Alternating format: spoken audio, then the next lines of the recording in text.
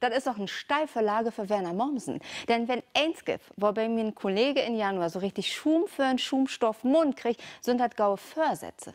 Bikini fit mit Mai, pah, das letzte Wort hat Werner Mommsen. Och nee. Möcht ihr nur im Moment hier just vorbeikommen, wo ich hier an Schlemm bin? Aber das ist mir peinlich. Ich schei jo wat über Vorsätze vertellen. Und ich hab mine just abgeben. Ne? Sind Sie noch dabei? Oder habt ihr gar keine Muckt? Ich mein, die besten Vorsätze sind jo die man erst gar nicht futten da, ne? Aber so klammheimlich mucken, ja, doch.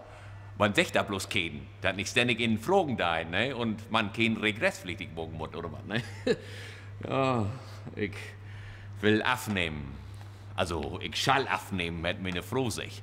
Wir haben über Weihnachten ein Filet anlegt und jetzt schall Rünner. Und da hätte sie sich letzte Woche tein Zeitschriften gekauft mit Diättipps. Also, als wenn die Zeitschriften nur was für konnten. Also, die hätte das ja eigentlich auch verursacht. Weil für Weihnachten, ne, da gäbe sie dir die Tipps, ne, mit welchen Socken du den Rollbroten richtig morgen kannst und nur Weihnachten, wie du die Rollen von den Rollbroten wieder von den Beich runterkriegen da ist.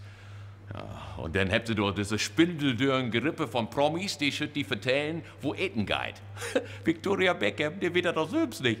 Die haben sie doch in den 50er Jahren, haben sie die zur Schulspeisung geschickt, oder nicht? Also, so ein Lisbeth hat sich jetzt eine ganz schöne Diät gesagt, die Blutgruppendiät. Ja, das ist was ganz was Feines. Da ist es so, je nachdem, welche Blutgruppe du anhängen darfst, darfst du unterschiedliche Dinge eten. Weil nämlich die Menschen mit diesen Blutgruppen, die sind die Blutgruppen sind zu unterschiedlichen Tiefen von der Evolution sind die entstanden.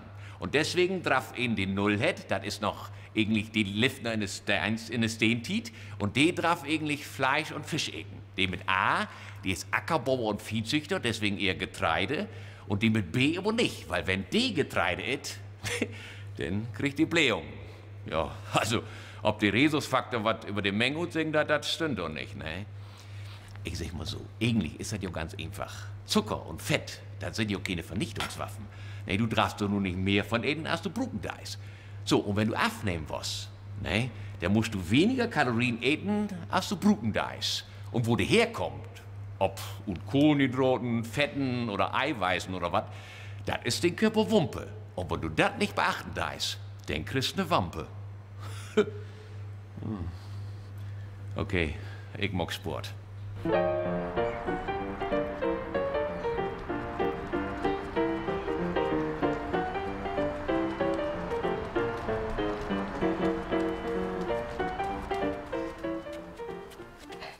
Da löffe all, also an Maschsee, mal kicken wir lange noch. Vielleicht steht die ja auch bald mit Werner ob die Bühnen. Am 3. Juni in unser Theater in Hamburg.